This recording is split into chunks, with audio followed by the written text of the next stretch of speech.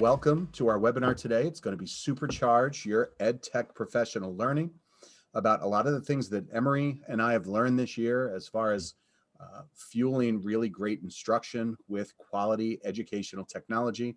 I'm Mike. Emory's joining me today. We are from PLC Associates.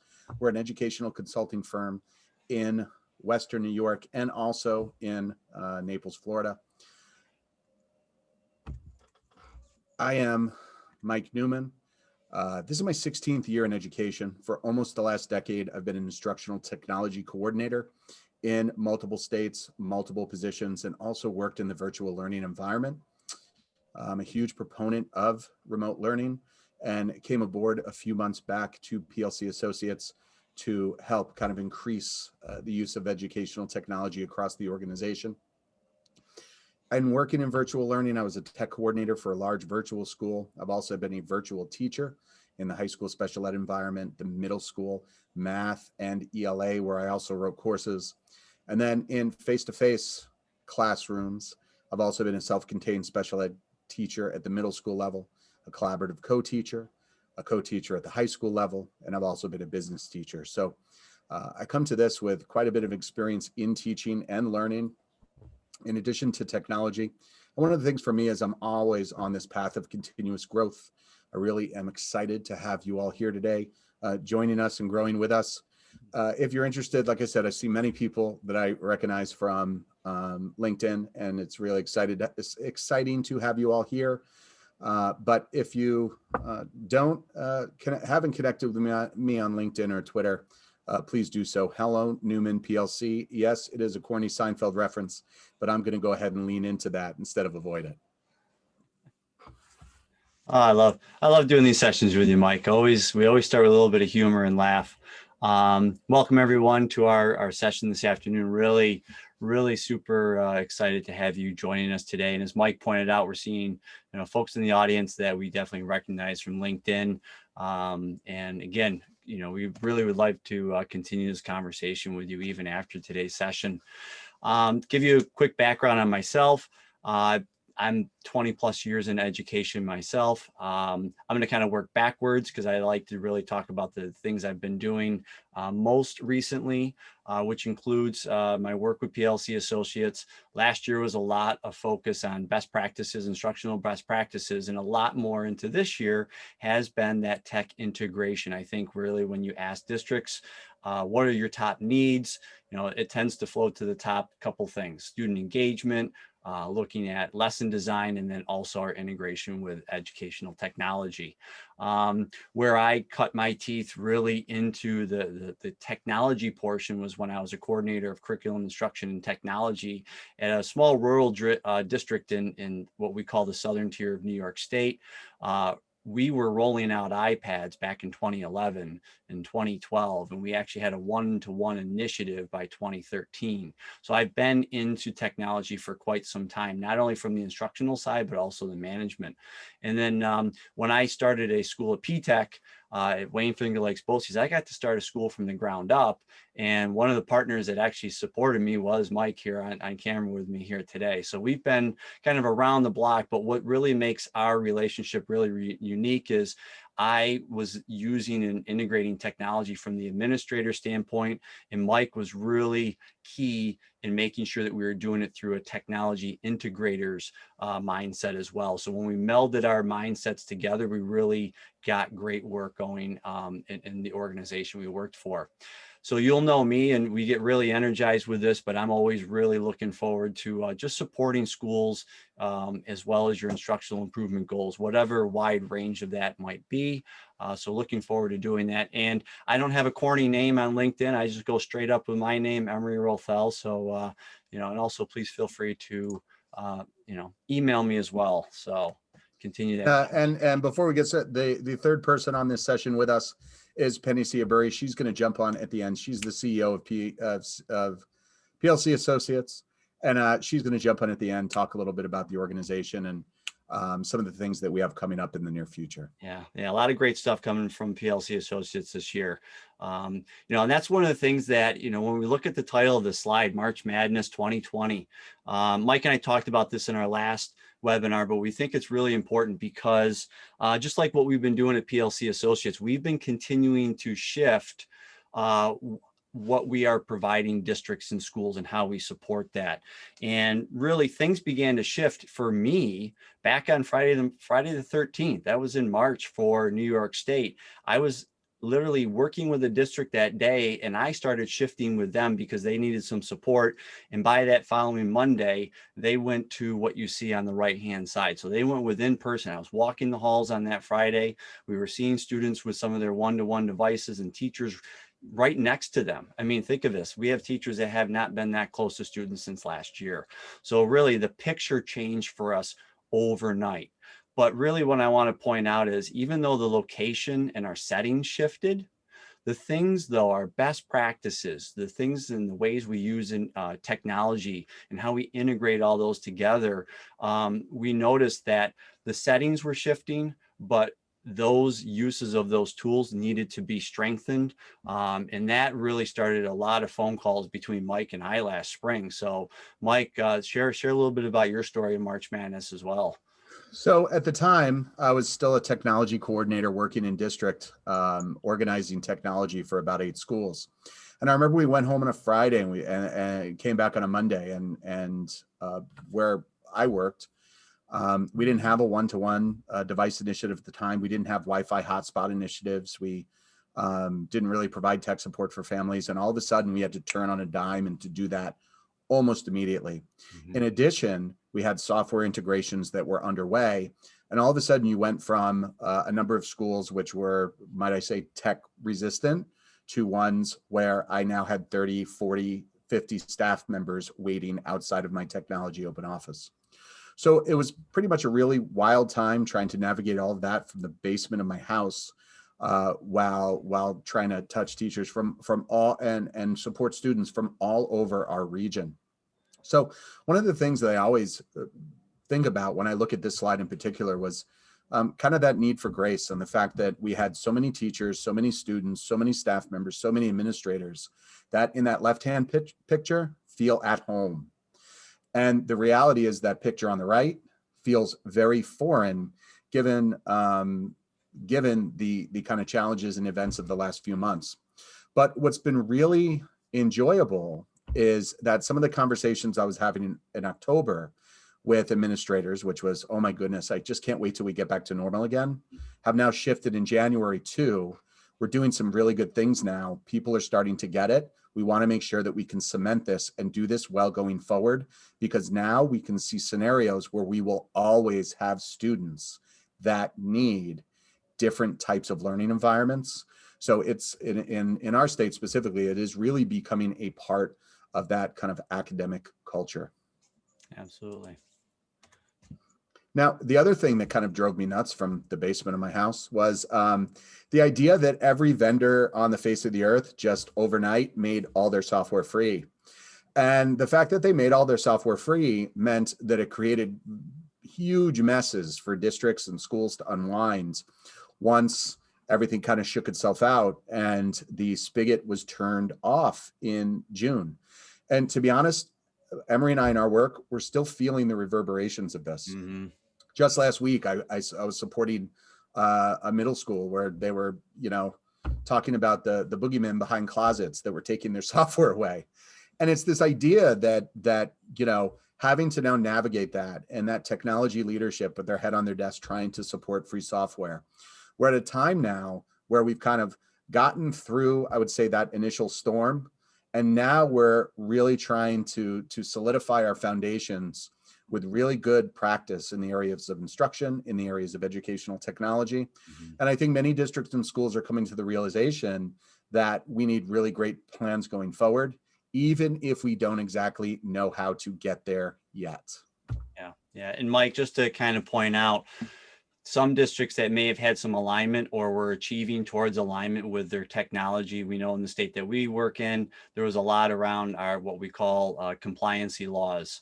And once all this free software came out, all that work kind of went away for a while. And now we're trying to reel all that right back in, right, Mike? Because Mike is actually, he was one of those compliancy officers at the district he was working at.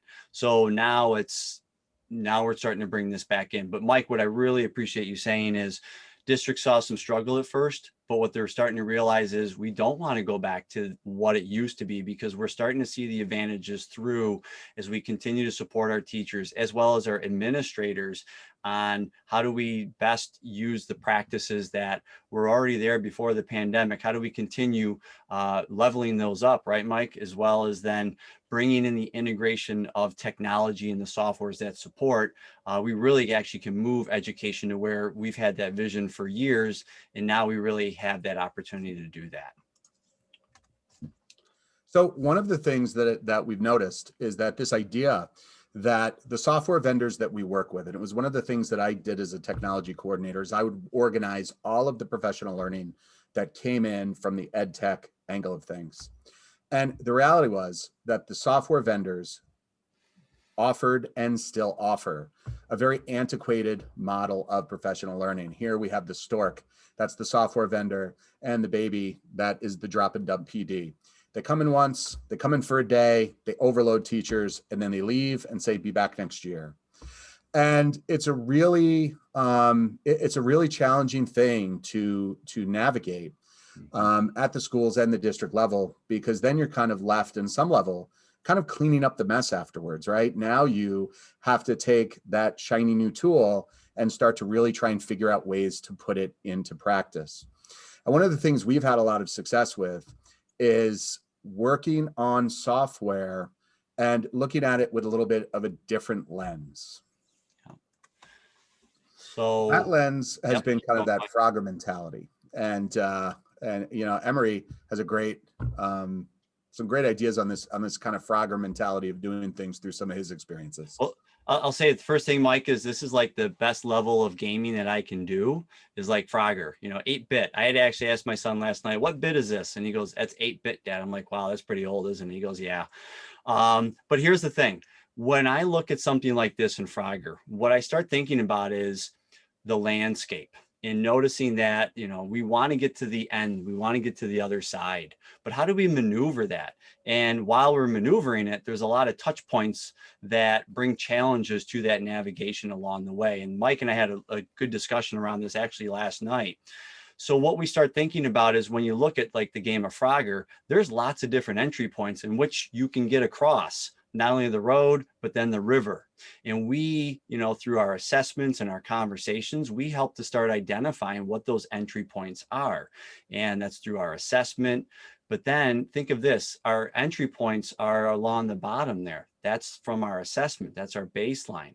But then really what we start to do is to navigate, where do we next go from? And that's our professional learning. But here's the key, as Mike just pointed out in our last slide, it's not just a one and dump professional learning. What we really want to do is monitor our impact of professional learning afterwards.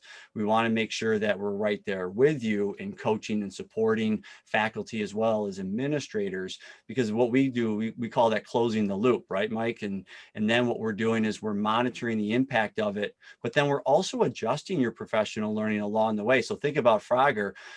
The great thing about the Frogger game is you can go a little forward, you can go left or right, but in Frogger, you can actually go backwards, which was actually a big deal in the gaming community at the time. So if we have to sometimes go back, it works. But the big part is we want to get to the end and we're measuring our impact along the way, because we really want to figure out what's our return on our investment.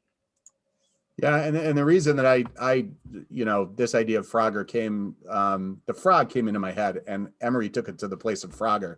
Yeah. But that idea was about, you know, there are going to be challenges along the way as well. These logs, these cards, these are all challenges. These are challenges in time during the day. These are challenges in scheduling. These are challenges with implementation. These are challenges with technology and network access, right? All these different challenges come up that keep administrators from being able to really integrate technology well to some capacity. Yeah. And what we do is, I looked at the frog jumping the lily pads to get to the end, and it's that idea of many touch points.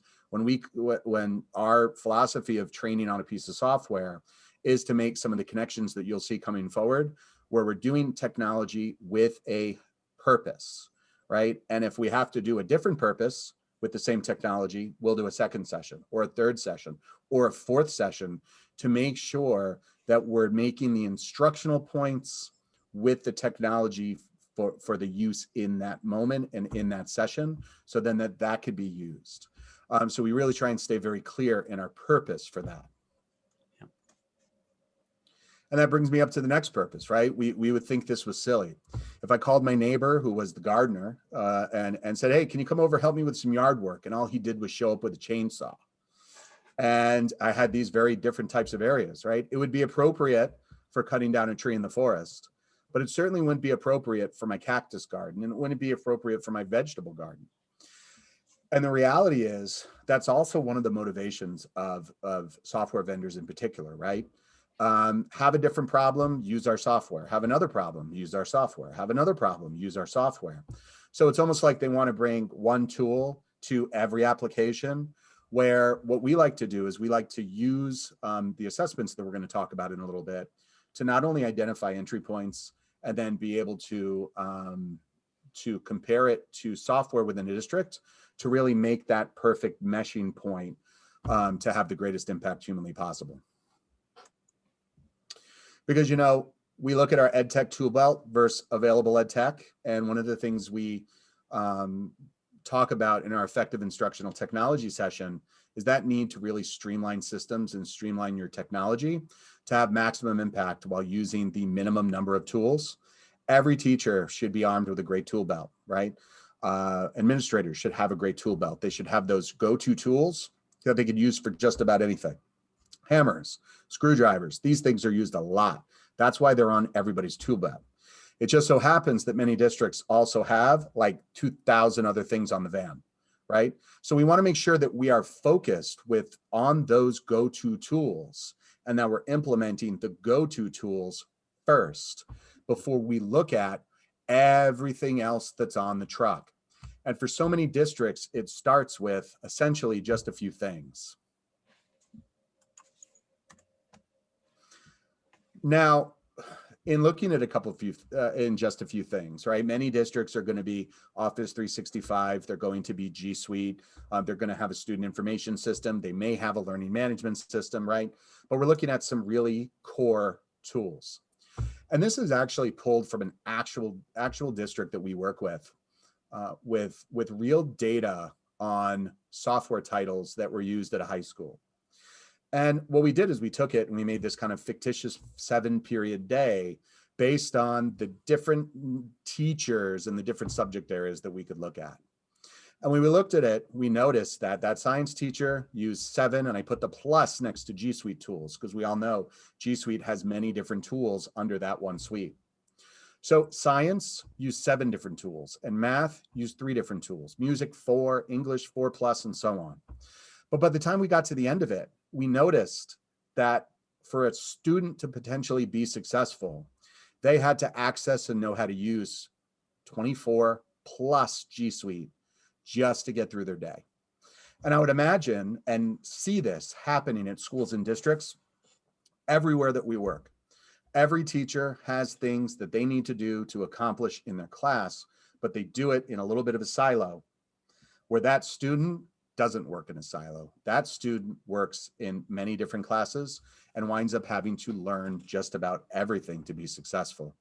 So one of the goals of what we're doing here today is not only looking and trying to bring this to a reasonable level, because I know if I put this list in front of a teacher as a technologist and said, hey, you got to learn all these pieces of software by Christmas, it would be overwhelmed and a teacher would shut down. And then that would be it as far as integrating technology. So it's the same thing when we look at this for students, right? We want to make sure that the software we use is going to be manageable for them to be successful. And that may also come back to why we're seeing some drops in student engagement, why we're seeing challenges with attendance. It all ties in to students being able to know it and get it and engage with it. Yeah, no, I appreciate, Mike. I was going to follow up with that because I think, one, it's for our teachers to understand the tools, but then 2, we want to make sure students are being and having good models of the tools, and the fewer tools we use, we can actually model their uses in the various different subject areas. So I think that, to me, that's a key piece. So I really appreciate you sharing that. So where does this now lead us? So we were thinking about, okay, we have all of our thoughts, our review, but where is this now leading us when we look at assessments? And as we talked about before, Mike and I said that we really like to lead with assessments when we first meet and work with districts. And what that starts to allow us to do is it gauges our current landscape and where they're at. So we've got some data out in front of you, and these are actually two of the types of prompts we use in our EdTech integration assessment. But I want us to also look a little deeper at what the data starts doing for us, as well as what it tells us. So we can see the numbers, and we notice that there's 58% in the emerging for the first prompt and 61% emerging in the second prompt. But then it actually can provide us with additional discussion and talking points. So what it does really is it's giving us some perception, and then we can start to ask for evidence for this. So Mike, if we were to use the prior information, when we say understand how to use a variety of technology, well, they may not know how to use all of those 24 plus items, right, Mike? Because one, it can cause confusion, but we don't get to go deep with single pieces of technology because we think we've got to manage all of this. Yeah, we can. And really on some level on a technology department, it's unfair to ask them to be able to. Absolutely. Right? I mean, we can only manage and be experts at a certain number of software titles that has to have the maximum possible impact. Yeah. We can't possibly run around, and I see many of these sessions when I go to national conferences and things like that, where we look at that like app war, app battle, and then all of a sudden they throw out 42 apps that they're using, and everybody's like, in awe of how cool they are, but then completely overwhelmed and has no idea how to put them into their practice. Mm-hmm. The idea is to have really few tools and to be able to put them in their practice well. Absolutely. And one of the things that I loved coming into PLC is the fact that we focus so much on that assessment data to really drive the decisions that we make. We look at it in terms of building capacity. In this question specifically, if you have 2.5% or 2% of your staff in a mastery level, I would say mastery are the people that can then turnkey and build capacity. This is a hamster wheel. You can't build capacity unless you move more people from proficient into mastery, right? And you can't really have a school-wide implementation unless you move more people from awareness and emerging up into proficient. So we're able to take this baseline data and then look at and then compare it to those pieces of software and try and fill those biggest holes. Yeah, absolutely. And Mike, I know for myself, and you've also talked to me about when we've used these assessments, when we put the data in front of folks, the conversations become that much more rich. And then that allows us to really study and start to figure out where we need to start from. And yeah, not only that, I mean, it's that whole idea, and these are kind of that along the line of the matrix of that power of yet, right? Yep. Everybody enters technology, or everybody accesses technology from a different place. And the reality is many of the teachers that I worked with the most when they went home in March, they'd already worked with me for a couple of years. They hadn't really taken advantage of what I was offering and really wanted to partner with me closely. And then they had this moment when they came home and said, oh my gosh, I'm going to fail my students. I'm going to fail my students because the last couple of years I didn't take advantage of all these things. So the realization is every staff member is going to come to these assessments and then the software afterward, and even the instruction on some level from different starting points. And one of the things that's really important when you're using assessment is when you're able to have conversations around the data, it's okay for people to come where they are. It's not a judgment. It's not a personal judgment, not anything that anybody has to be ashamed of, because it's just the data, and then it becomes a collective effort to move it forward. Absolutely. Yeah, Mike, I always talk about when we have data and prompts like this, really what it does is it allows us to then have grounded conversations, but then it also starts to flush out, our calibration around these ideas and the vocabulary so that we're all very clear on what these terms mean.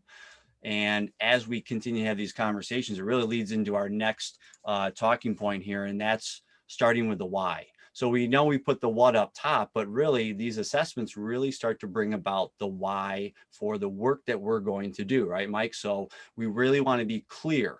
Why are we doing this work? Because we want to fuel technology tools with great instruction at every level so that our organization, the organizations that we work with, are increasing their student achievement.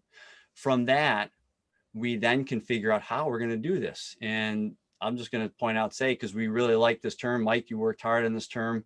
We leverage assessment data to align instructional needs with appropriate technology. So think of everything that Mike and I have been talking about. We actually start to choose the appropriate technology tools so that we're maximizing the impact of the ongoing professional learning. So that really goes back to those, those corrections or those different touch points that we talk about and the challenges that we have. So ultimately, this is the outcome that we want. This is the what. And that's because now we're going to offer relevant professional learning to everybody that's included so that we build capacity across the school or district. And Mike, you just talked about there prior, is we want to make sure that we're moving folks from proficiency to mastery and from emerging to proficiency and so forth. Yeah, one of the things that Paige mentions in the chat box that's so important to discuss with educators as the requests for the newest technologies are submitted. One of the things that we've been able to do using assessment and comparing it to software matrices, which we'll look at in just a second, is we've been not only to be able to identify areas where there's too much software at a level, but huge gaps at a level that don't even allow schools to access the higher level questions of the assessments themselves. Correct. A school doesn't have a diagnostic tool. A school doesn't have formative assessment tools. So a lot of times we end up working with administrators to try and bring that into play as well. Yep. A lot of gap analysis, right, Mike? Mm-hmm. Absolutely. And really, there's a realization that the work of instructional design and integration is not done in silos. These have to be done together. There's so many times as that instructional design fuels integration. That integration has to power curriculums, right? We can't look at these things in silos where we get the nifty tools and then we have this curriculum in the other side of like the world where those instructional leaders and the technology leaders don't partner together to make things happen. You really, to be in sync, and we have that beautiful picture of Justin Timberlake there, it has to come together to really fuel instruction and learning. And I think we've learned that in this time, that it can't be done in this siloed maybe culture that we had before. Yeah. So I just noticed in the chat box, Afton, you're talking about this is so important. It's overwhelming and discouraging for teachers when they feel like they need to integrate different tools so they don't learn the tools in depth. And we really appreciate that, because that speaks to a lot of the reasons why we use assessments and why we want to wrap in so many different stakeholders. Actually, the assessments that we've been using, we're starting to be asked by districts to kind of make it into some student-friendly language because they want to hear from their kids. And I think that's really important, that they're not just looking at, from the admin or the teacher's lens, but also from the student's lens, because they're also users. So last webinar that Mike and I did, we talked about our 6 pillars of instructional technology.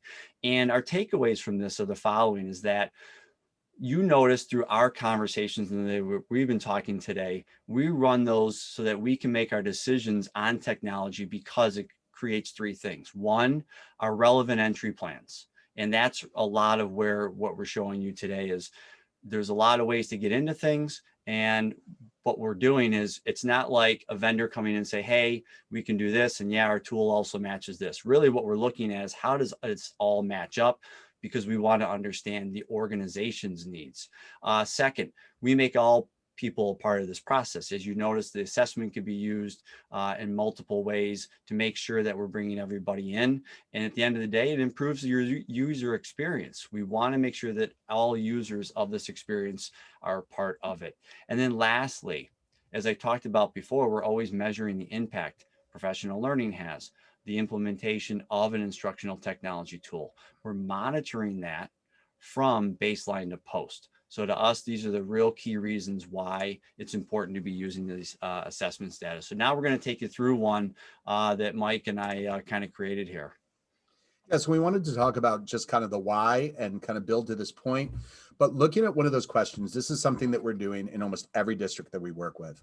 We've encountered situations where we have remote or concurrent or hybrid environments where we have kids in class learning, kids at home learning at the same time, one teacher, 2 groups of kids.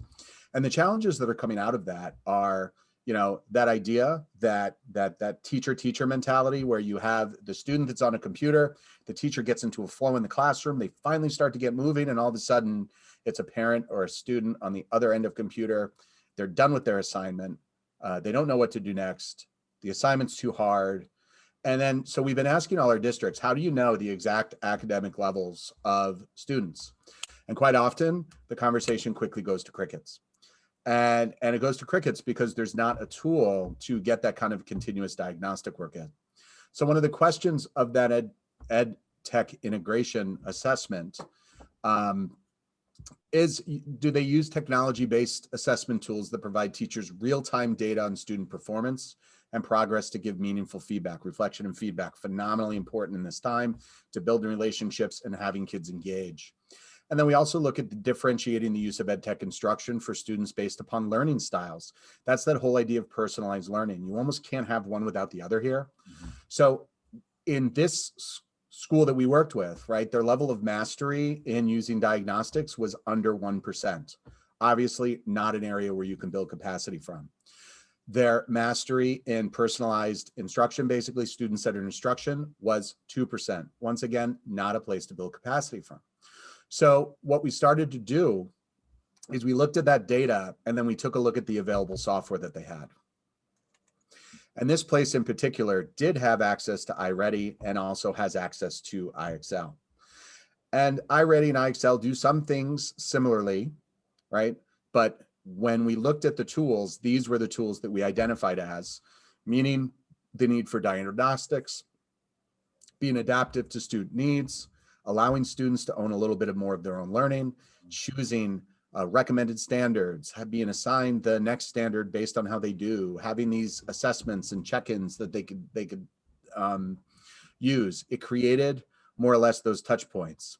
And one of the things, as a side note, that we always recommend that districts do very early on, most of the districts we work with do not have this type of matrix where they have their list of software, how to use it, why to use it, what that usage should look like, if it has diagnostics, resources, and support. And we actually cut a couple of extra columns out of there. So many districts we work with don't have this publicly available. And it's a great thing that you can do to increase equity across your schools.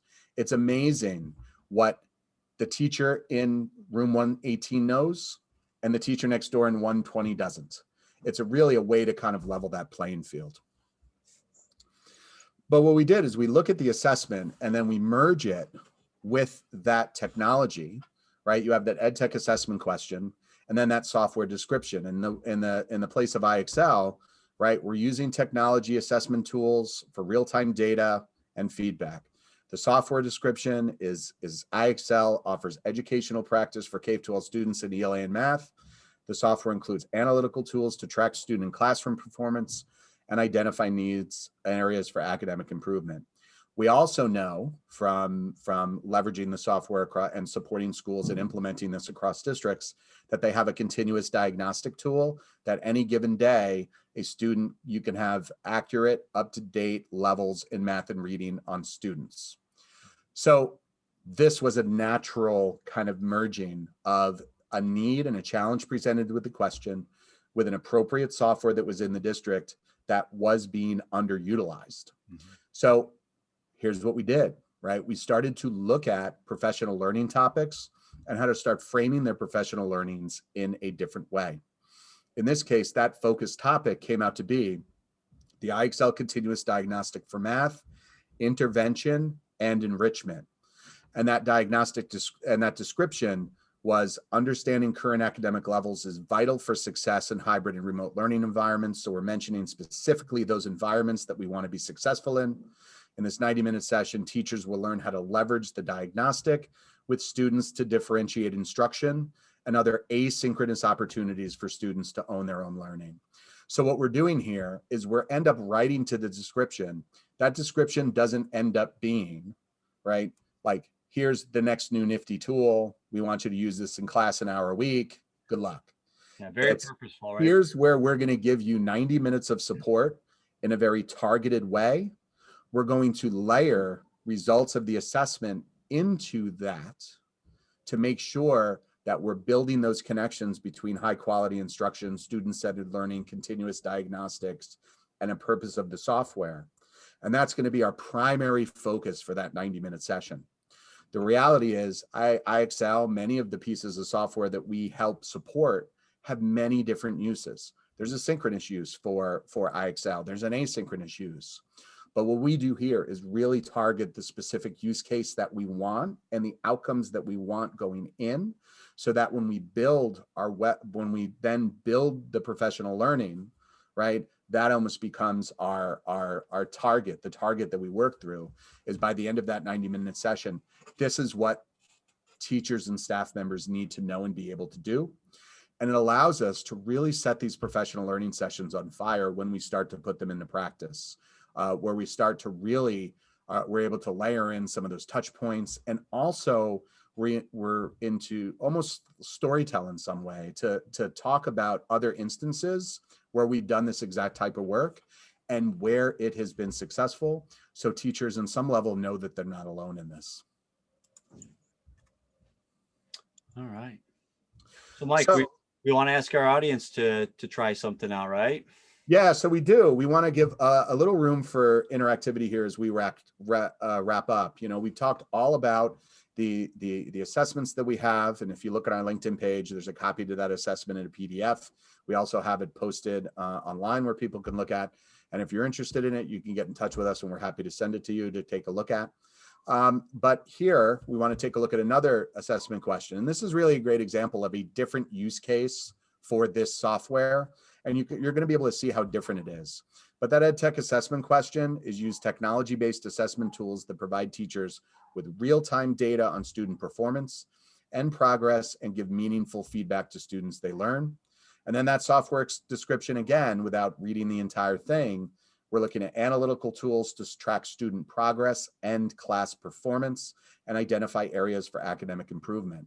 So if you're in our audience and you want to try this out, you can go ahead and raise your hand. We can give you the microphone if you want to take a shot, right? What would an idea taking those two things together for a focused professional learning topic look like to you if we're using IXL Learning? I know Andrew was really talkative before. Afton, we'd love to get some participation.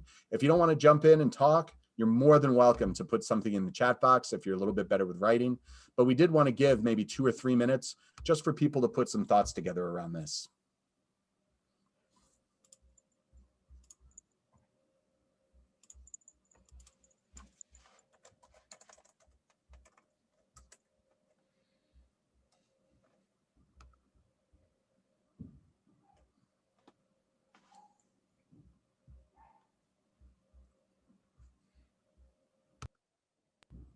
All right, we have some people. Patrick, go ahead. Looking at this and something similar we're doing, we use a Renaissance program, but in some of our schools, I guess we say a tier 1 intervention we've done was reciprocal teaching, but having that collaborative group structure, and now with the feature of breakout rooms, and I just know from our experience of what we use at Liberty is we track students by 3 key skills that we see trends. So grouping those students, and you can group just for a time of intervention to support them, and even using in the scope of enrichment, some common skills in homogeneous groups where the teacher can facilitate and work with the students to practice on common skills that are aligned with your current standards, to not only allow them to learn their current instructional needs or curriculum, but also reinforce and support students who may have some skill gaps. So again, looking more of not the micro differentiation, but more of like what you mentioned of that personalized learning. Absolutely. Yep. Yeah, that's an awesome example. Thank you, Patrick. If anybody has one that you may have typed in the chat box, you want to hit return, that would be great. And we can absolutely take another talkative one if somebody wants to raise their hand and jump into the conversation.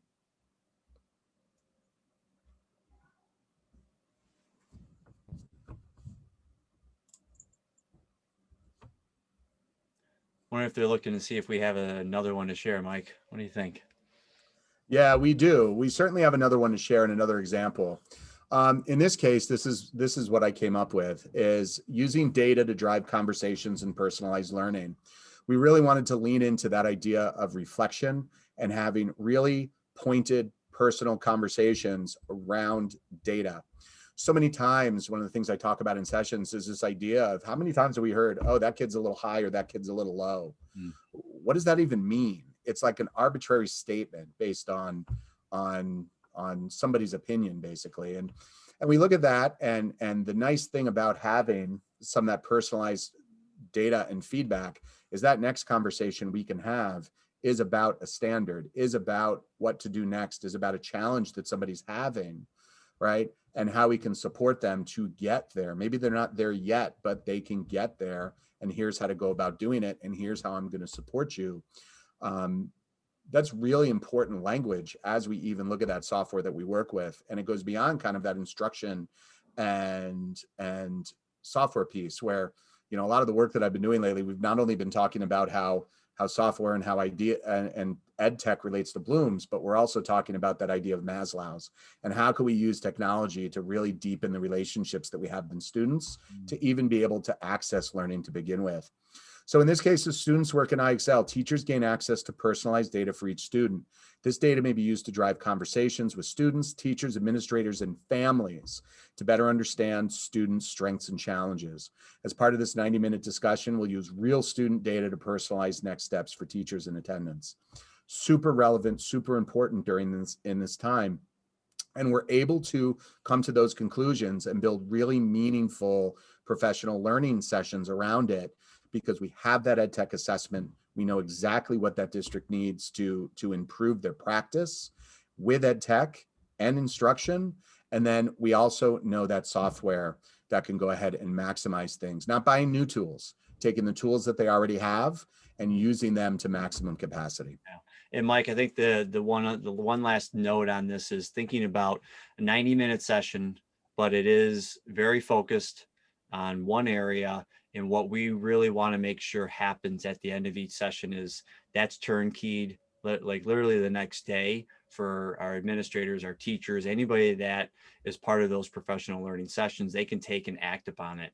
And then the last thing is, you know, when you look at a title like this, using data to drive conversations and personalized learning, you know, that's part of our opportunity that we've been given now in education, is we are looking at more ways to personalize it, whether it's through the settings from which we're instructing, as well as our students are learning, all the way down to what are now the tools that really allow us to better understand where students are at. And really, when they're part of this conversation, I think that's a great another piece to this, Mike, as we talk about how do we get kids part of their conversation? How do we get them to own their data, or own their learning? This is a great way to kind of get at that, and then think about how much more kids will want to invest in their own learning and go forward. So we have one more question here. So Mike, you want to let our participant in here? Yeah, go ahead, Andrea. You should be on. Hi, thank you so much. It's more of a sorry, that's my daughter that did an icon there for me. No worries. I've got 14 pets upstairs, so you're in good hands. Okay.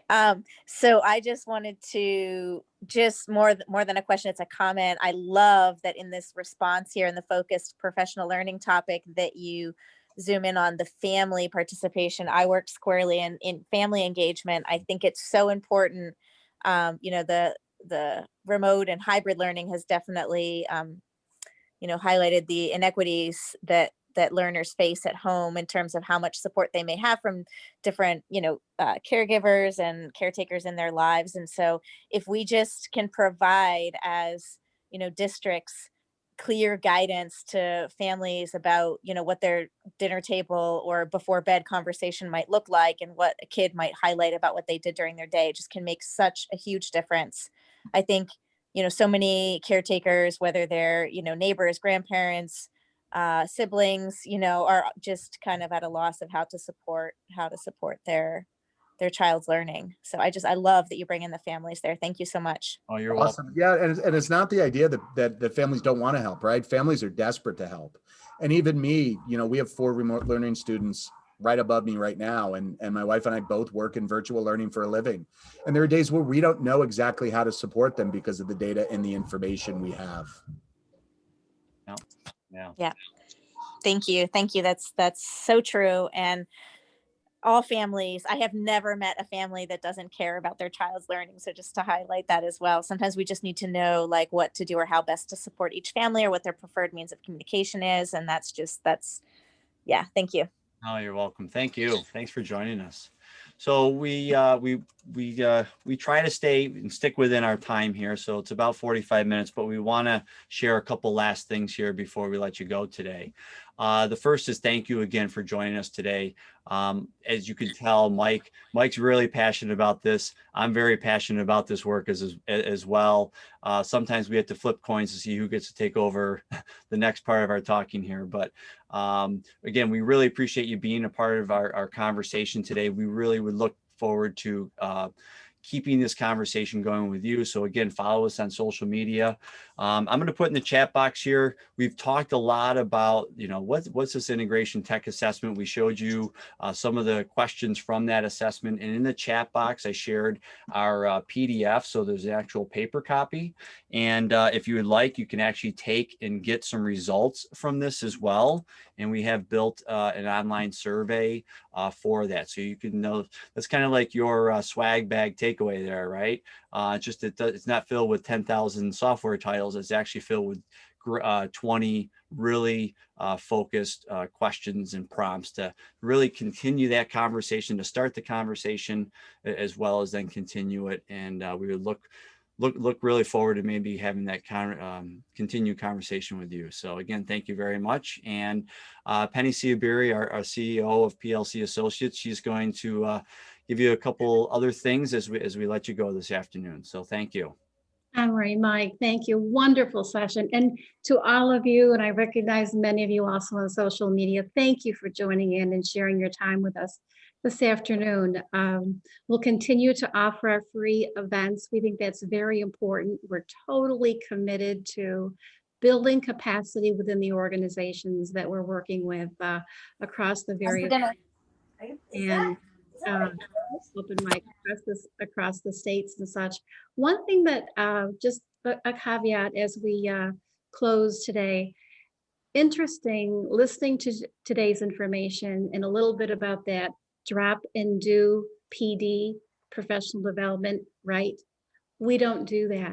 And I think it was amazing as you take a look through, not only is it a learning by doing kind of DeFore concept, but you won't hear a word like development. I mean, raise your hand if you really would like to be professionally developed by someone else. What does that assume? That you're missing some major components and too bad for you, but we're going to send in the troops to develop you? No, we have incredible, all of us colleagues, everyone online, everyone who's part of the PLC team, incredible expertise. And so often we say stronger and smarter together. That's true. So we just invite you to continue along this journey with us. If you'd like us to do those surveys for your district, many of you do utilize our culture surveys, the data triangle. But if you would like to have us do a systems analysis, as in this workshop, or take a look at the areas of what we know and need to develop, we're glad to do that too. Beautiful report will come back to you so that you have entry points and then are able to plan very targeted, not professional development, right? Professional learning. So Mike, just last thing I'd like you to know, we don't have a snowplow coming by because it's 80 degrees here. So you won't hear any animals barking because of the snowplow. Just saying. And that's it. I'm out. Great. Thank you, everyone. Hey, thanks again, everybody. We hope to see you again real soon at our next event. Yes, All the best. great. Thank you. Take care.